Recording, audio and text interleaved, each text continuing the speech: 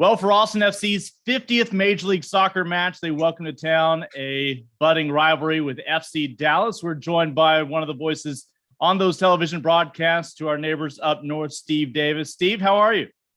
Doing good, man. A little hot, but you guys aren't feeling sorry for me there, so I get that.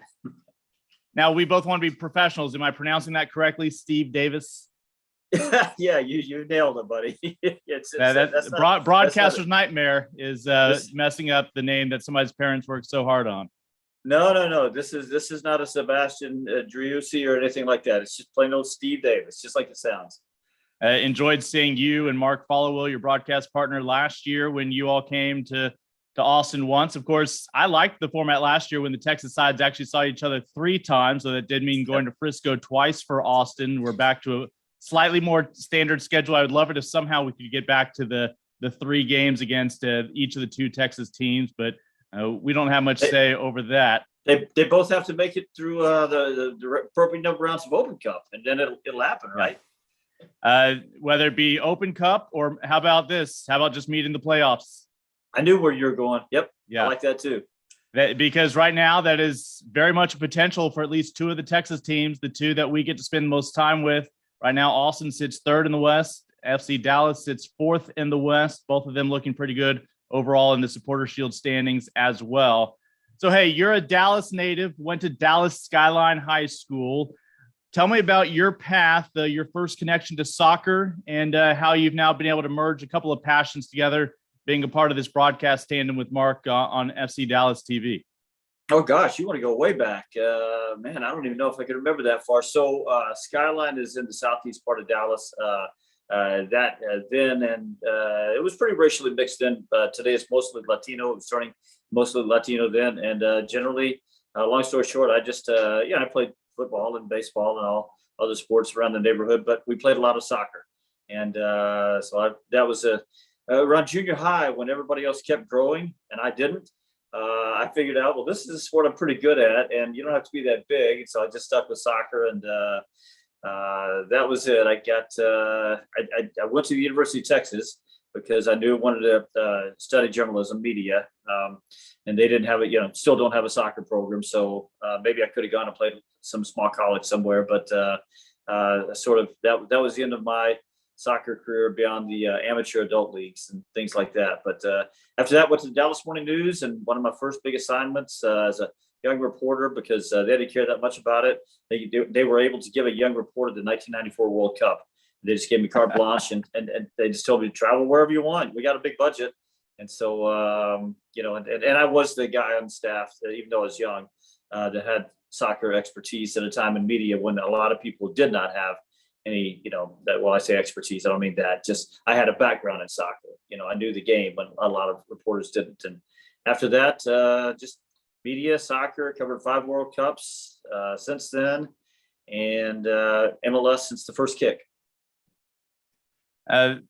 Some of my best soccer partners on broadcast, on telecast specifically, are individuals who didn't make their name as a player or coach at the level, but what they do know is the game, and they know how to communicate the game. And it seems like your writing background, your ability to communicate, your knowledge of the game is what's made you such a great asset on those broadcasts. Is that how you have seen kind of why you and Mark have been such a natural fit together? Well, first of all, you're very kind to say that. I really appreciate it. Secondly, Mark Followell is such a pro, man. He's so good at what he does. He makes my part so easy. So I'll say that. Yeah, you're right. Most of these positions are filled by former players, and I'm very well aware of that. And I cannot bring that particular perspective. I can't tell you what it's like to walk down the ramp in a final in front of 65,000 people. So what I have to do, and what I hope I do, is I got to do more homework. The same thing as you do in writing. You ask, you observe, you ask, and then once you observe, you ask questions about that. And once you ask questions about that and get the answers, you observe, you go back and observe, and you figure out how can you communicate the most important information, hopefully, at the right times, because it's funny because I do a little bit of coaching as well. And I used to be a little intimidated, like, okay, well, that guy over there in the next field, he's played at a big Division I college, right?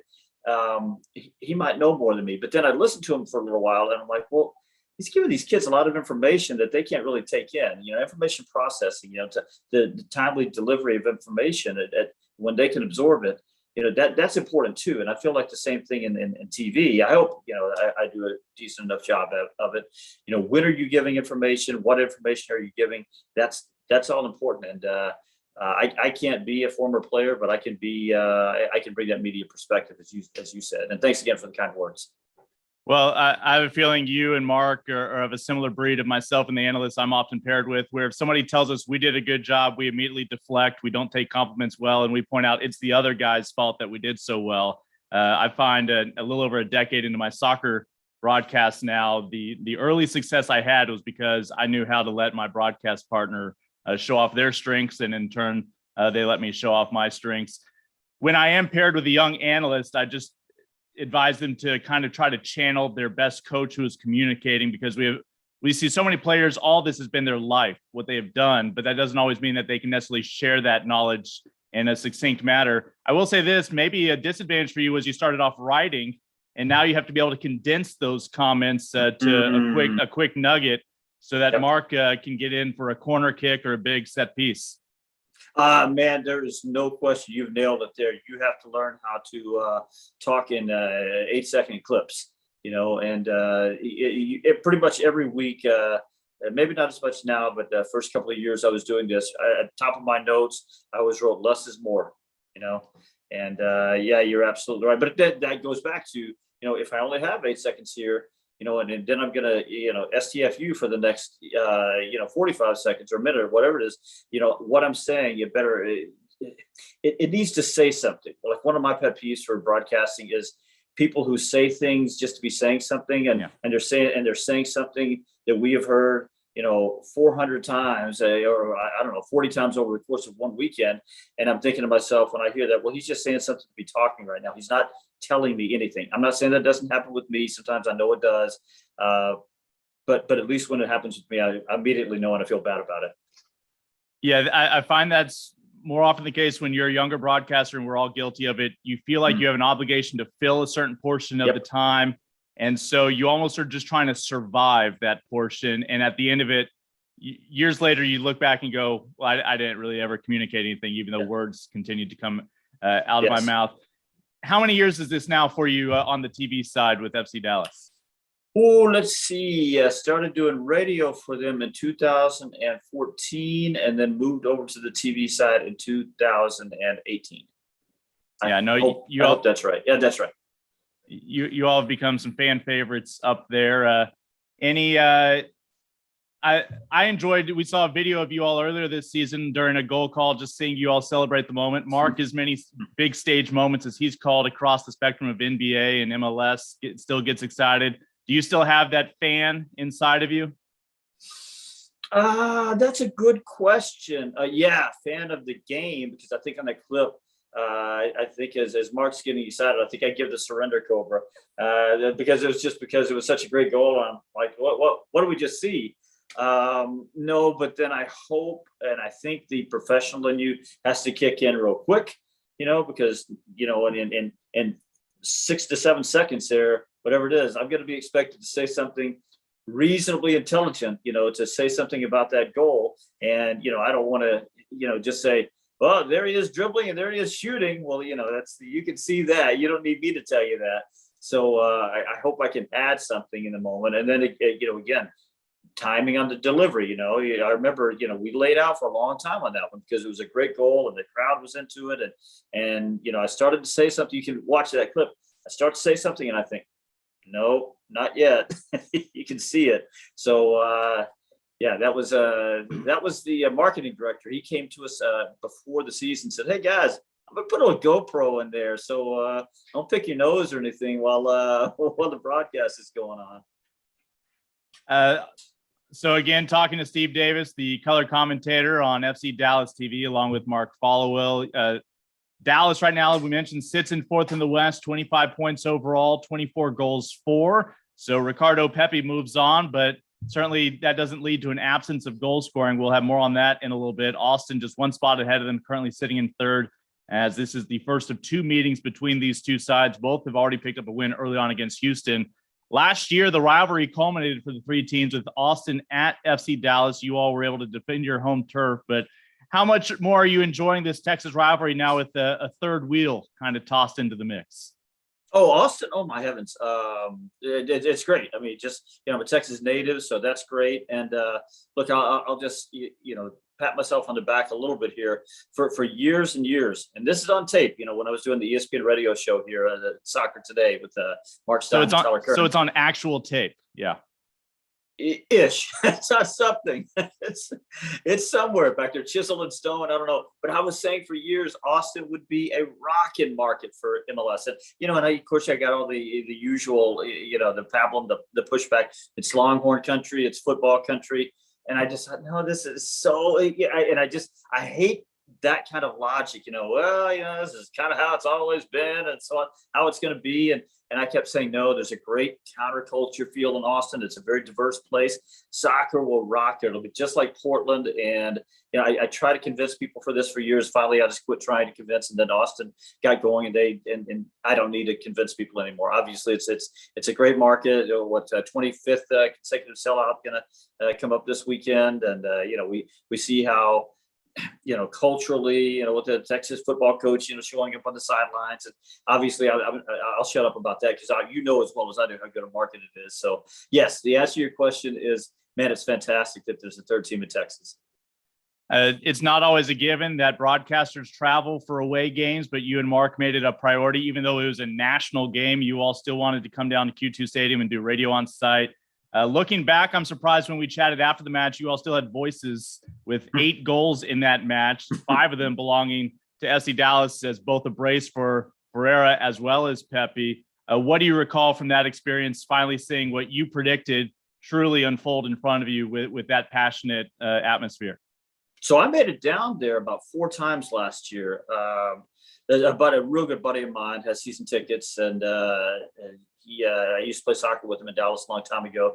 So I came down a couple of times, just sat in the stands. Again, I came down once with them for the national team game when Ricardo Pepi scored a couple of goals there. So I got to that great stadium 4 times last year. And to answer your question, one of the first things I remember as we sort of walked around the stadium was that the really cool little sub level on the roof. I'm doing this thing with my hands so you can see the sub level. To keep the noise in. That's just a really cool feature. All the cool features about it. But what I'll say in the big picture is that it's roughly the same capacity as a lot of MLS grounds. It's the same capacity as the one in Frisco. I don't know whether it's the roof. I don't know what it is, but the Q2 Stadium feels big. It feels important and majestic. Big is the only way I can really describe it. There's the writer in me, and I can't think of a better word. It feels big, and I'm not saying any other stadium feels small, but I've been lucky enough to be in a lot of stadiums around the world covering the different stuff, or just me and my buddies go over in Europe once a year and just watch games, and it has more the feel. It feels like the Dortmund Stadium, or something like that. That it is a bigger place. Whereas the MLS grounds, the Dynamo's place, FC Dallas's place, a lot of them, they feel like really good, small to medium sized MLS grounds. And for whatever reason, Q2 feels bigger. That was my first impression. Yeah, no explanation for that. I don't know if the open corners help with that, but as for the roof, I think I gave you all the advice. Don't set your audio levels until you actually open that window and you have 20,000 people screaming in there, because that will change all of your levels. And all the more reason to lay out after some big moments, because you can hear them singing the entire time. So FC Dallas makes a coaching change at the end of last year. How do you sum up last season, looking back at last year, and what were then the priorities for the club in the offseason? I think last season was a culmination of a lot of things. The COVID year was particularly tough. It was hard on everybody, all teams, of course, but it was particularly hard on, say Dallas, because, they were the first team that had to shut things down and got kicked out of the MLS's back tournament. Right after that, they dealt with some real ugliness regarding Reggie Cannon, and, some things with him, some bad fans and some racial abuse, and and I think that stuff sort of carried into the next year. And I think there was also a transition period. Fernando Clavijo, who was the technical director, was battling cancer for a long time. He passed away. And I think there was sort of a transition period in there where I don't think they got the personnel right. And that was it's understandable. And, in terms of, as a human being there that's struggling and whatever. So I think all of that culminated. The final blow was Matt Hedges, who was so important to this team. Got hurt, basically had a really bad hip injury, had to be out for a long time. All that stuff, it was just a death spiral, and things just sort of went south. And that was that. Nicolas Tevez came in, and I think he's done two things really well. He's really improved the defensive structure. He's given them more defensive structure. I think Luchi Gonzalez his teams were really good about keeping the ball, possession, but a lot of the focus was on possession and maybe not quite enough on defensive structure. And then just the personnel has been, it's just the personnel decisions. Andres Sanota now understands, he's been here for a little while, understands now what it takes. His first personnel decisions were kind of a mixed bag this year, acquiring guys like Marco Farfan, for me, maybe top 5. Defensively, he's not going to give you that much going forward, but top 5 left back defensively in MLS. If not, he's definitely top 10. Paul Arriola, he was an offseason acquisition. I think he's been fantastic. You guys, you certainly know about him. So I think the personnel, Martin Paz, the goalkeeper, has been very good. Personnel is just better. Sometimes it ain't science, is it? It's just you get better players, you got a better season. Yeah, I think a lot of us we saw how kind of Pepe saved the season for you all last year in the sense of something really to enjoy each match that he went out there. And Sure. We're wondering, once he was sold, what that meant. But with Ferreira continuing to elevate his game, you mentioned with Arriola, it seems like you all have just continued to be able to build on the academy and all the talent that it has produced. Of course, Nico Estevez already had a history with a lot of those former academy players, whether it be current Dallas players or former USA men's national team in his time under Berhalter. It's funny, we think of Austin as the new kids in town, but Josh Wolf's the longest tenured of any Texas head coach. I looked this up earlier today. Out of 28 managers in Major League Soccer, 7 of them have longer tenure than Josh Wolf. 20 managers, and even more than 20, have changed roles now since Josh was hired back in the 2019 lead up to the season. But hopefully Nico's the guy for quite a few years. He's just the 8th full-time manager that you all have had. Jesus Ferreira, 9 goals, 4 assists. Paul Arriola with the 7 goals, 2 assists. We know what you can do on offense, one of the more prolific teams, but 15 goals allowed all year. That is the stingiest in all the Western Conference, 3rd best in Major League Soccer. What is working so well back then? I know you mentioned you bring in the new goalkeeper, but what about the back line? So I think it's all of that, but I think really the most important thing there is what I mentioned before, the defensive structure. If you want to bring it to a football analogy, you can, some teams are very offensively focused, maybe have an offensive head coach. Some teams are defensively focused. I think Luchi Gonzalez was attack-minded as much as he could be, but with the personnel, he's all about possession. But if you're all about possession, I think you lose a little bit of the balance. And defensive structure was one of the first things that Nicolas Tevez came in and tried to establish. If you look at some of the early results, there was some 1-1 at home. There's, a 1-0. There's a 0-0, up in Chicago. And I think Nico was okay with that. He said, we're fixing the defense first. Doesn't mean we're going to be a defensive-minded team, is what he was telling people. And I think it's been borne out that way. So, if you don't have a tight defensive structure, the players, you can have good players, and but if you end up defending with 5 when you should have 7, or if you defend with 3 when you should have 5, and and you can't communicate, defend the 18, it doesn't matter how good your center backs are. But the other thing that's really working well is Matt Hedges is back and healthy. I was looking at the numbers today, and without him, where's my cheat sheet here? Without him, when he doesn't start, no wins, 2 losses, 1 draw, -3 goal difference. When Matt Hedges starts, 7 wins, 2 losses, 3 draws, plus 12 goal difference. And I went back. 2021 was the year he got hurt, so he sort of throw that one out. But because even when he was healthy, he wasn't really healthy. 2019, the numbers look exactly the same. Without him, the record's a lot worse. The goal difference is worse when he starts, and he makes things look simple. He's not maybe anymore. He's maybe not top 5 center back in Major League Soccer for me, but I think he's definitely top 10. You have that guy as your rock to start to build around, and you've already done something right. That reminds me to tell all of our young viewers, we have such a young skewing audience, by the way, Steve. You'll spend 20 years in school never being allowed to have cheat sheets for the big exam, but if you're a broadcaster, you're showing up with a little bit to look at. It doesn't work with the screen, does it? It's well, I know a lot of students in school would love to be able to do that. Hold up that they're holding nothing. But yeah, I find with that said, you want to condense it down to probably a page per team. I think. What do you show up to a match with in terms of notes wise? I know you don't want to be rifling through things during the middle of a match. No, you nailed it. One team, one for FC Dallas, one for the opponents. It's a full sheet. Kind of crammed it, a lot of information crammed in there. And then one sort of what I call the tactical page, where I've got arrows drawn and, here's what I'm looking for here. Here's what I'm looking for there. It's really not that one isn't so much for what I'm going to say on the air. That's for me to remember what to look for and what this guy is supposed to be doing and things like that. And then, of course, I've got other, references I can pull out, all of the past results and all player profiles and things like that. But I know where to find those very easily. But it's basically those 3 sheets right in front of me. I don't do the folder thing that I know so many of you guys do.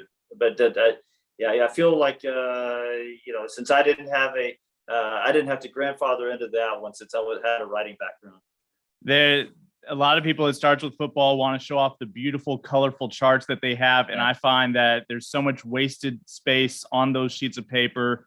And it takes so much time to put that together. And personally, this is over the course of whichever of 12 sports I'm doing. I'm more of a left brain person who needs something structured. And so I am just 2 8.5 by 11 sheets of paper, one on each team. And I've put everything on there. I appreciate when teams give us a printout of those notes, the 20-page note packet for that match. But I've already looked at it online during the week. If I'm rifling through that in the middle of a big moment, I'm in trouble. So usually we try to condense whatever we can to what we really think is usable onto those notes. Have you seen Derek Ray's folders? Have you seen pictures of those? I don't know how he finds anything, and I love him, man. He's great, but I don't know how he finds anything. Clearly he does, but I don't know how he finds it. By the way, he always says if you're using 30%, of what you got written down, you're probably doing about right. If you're leaving 70% of it, you're doing it about right. Yeah, I wasn't planning on this being a study at home course on broadcasting for tutorial, young people, but ultimately, a lot of our mistakes as young broadcasters, if I have it on this sheet of paper, I need to say it on air. And what you do is you force too much information. And what's great about us, we get to cover these teams. If we don't mention it this match, we'll have a few more matches down the road that we can work some of this information in. 100%. Again, this is the first of the 2 meetings. Austin at FC Dallas will ultimately be on July 16th. So actually this upcoming month, you're wrapping up June and July. That's going to be it for these Texas matchups with Houston, Dallas, and Austin. It's all going to culminate right in the middle of maybe some 100-degree temperatures. I don't know how I feel about it wrapping up so soon, but as I mentioned, if we want to see these teams meet again, we'll just have to wait till the playoffs, perhaps. Let's plan on it. Let's circle the day. Let's whether it's here or there. Let's have a cerveza before, the night before, not before, or after. Sebastian Driussi made his debut in Frisco against FC Dallas off the bench. Ever since, he's been in the starting lineup every single day. What do you gather is FC Dallas's approach with Driussi? You think we've seen it several ways. You either focus on him or you just make sure nobody else around him can support him. Yeah, so Dallas has done a pretty good job this year with the sort of elite playmakers. They did a pretty good job with Carlos Gil. Earlier, that was Edwin Cerrillo. Now he's sort of been replaced in the lineup by Facundo Quignon. Did a pretty good job a couple of weeks ago with Emmanuel Reynoso. So I feel like they've done a decent job on that part, and that's part of the reason why they haven't given up very many goals. Now lately, They've had a little bit of an issue of too many free kicks conceded right around the penalty area, and it's really costing them. 4 out of 5 games now they've given up a goal off a free kick, somewhere in the attacking zone, and that's because once you give up that free kick, there's only so much you can do in terms of aligning a wall. And the last time they made a mistake with how they set up the wall. But the point is, the best way to defend against free kicks in dangerous spots is don't give up free kicks in dangerous spots. So that's something they're going to have to concentrate on. But to answer your question, they've done a pretty good job with playmakers, and that's mostly about just awareness and structure and closing off passing lanes quickly, close out the passing lanes into the playmakers, limit their touches on the ball. Also, something that Josh Wolf likes to do with his team, possess the ball a little bit. And Nico Estevez likes to say that if you can hold the ball enough, the other playmakers, the Heels, the Reynosos, Zellerians, they're going to get a little frustrated because they're not getting the touches. So by holding the ball a little bit longer, winning the possession battle, you also help yourself because their playmakers touching the ball.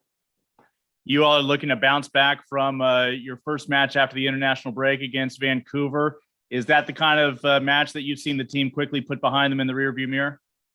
Well, they lost to Minnesota. 3 or 4 weeks ago now, right before the break, and then immediately went to Orlando and got a really good result on the road. That was right after Orlando. And you guys took all the energy out of it, and that game down. Game in Austin, because it was a few days later they were playing in Orlando, and by the 70th minute, man, Oscar Pereira's team was just plumb out of gas. You could see it, and Dallas took advantage of that. Arriola scored 2 goals, and they won 3-1. So yes, they bounced back pretty well from that one. The loss at home the other day against Vancouver, it was just a stinker. I could circle Paxton Pomykal. I thought he played pretty well, and that might be the sum total of my list of guys who really played pretty well that day. And not everybody had a terrible game, but nobody else was playing well, and some guys did not have a very good game at all. So to answer your question, they bounced back before, and they really need to do it again because it was a stinker. There's some other news in the state of Texas that might be dominating some of the coverage of what would otherwise be this rivalry, and that is the fact that 2 cities in Texas awarded World Cup bids in 2026. Unlike Qatar this year, that's going to be taking place in the middle of the summer at the end of June and July of 2026.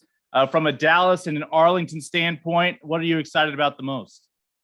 That Dallas has games. And I was never too worried about it. FIFA loves AT&T Stadium. They love the big capacities. They love that it's got these big plazas, that they can do other things. So I really think had the 2018 World Cup been awarded to the United States, a lot of people, this is back in 2012 when they were bidding for that one. Sunil Gulati, who was in charge of the bid committee at the time, or the U.S. bid committee, he told me, I'm going to recommend Dallas for the final. And I said, well, it's not your decision, is it? It's FIFA's decision. He said, Steve, it's my decision with FIFA approval, but it's my decision. And he said, it's just the capacity. Yeah, we love the capacity. It's in the middle of the country. So I think all along, people felt pretty good about Dallas and Arlington, of course, the whole North Texas area getting games. It was always sort of a question of, well, first of all, you have to check all the boxes, make sure you're taking care of your business on the bid. You can ask Washington, D.C. about what happens when you don't do that. So from there, though, I think everybody was really just focused on getting as many games as possible. I think that would probably be at least a quarterfinal, which is what Dallas had in 1994, 6 games, including a quarterfinal. But I think they feel like they've got maybe an outside shot at the final and a really good shot at maybe a semifinal. Well, I know throughout your career as a writer, you've covered so many great moments. I know we're all looking forward to seeing not just what that means for the World Cup, but what it means for the growth of soccer. And we all expect that curve to significantly skyrocket, even more so as it has in the past, with it being here in North America. Yeah, I think nothing drives soccer interest like a World Cup, whether it's today as we record this, it's the 20th anniversary of Torsten Frings' Handball on the Line. That was 2002. And so that, even though the tournament was over in Asia, that was a big boost. And I think a lot of people sort of got on the soccer train then. 2006 in Germany, even though the team wasn't quite as good. And 2010, the big moment, Landon Donovan scoring, to send them through to the second round. So all of those things, soccer has this gradual, slow glacial rise, right? But then when you get a World Cup, you get that. You get just a little, you get that extra bump. And so it keeps going up and up. And the women have a lot to do with that too. 1999. Or into the 2012 in London, 2010 in Germany, 2009. I'm getting my 2009, I think. In Germany. Ballpark. Abby Wambach, Wambach, Ian Dark's great call. So those give it that other little quick boost too. So I think 2026. So many people are going to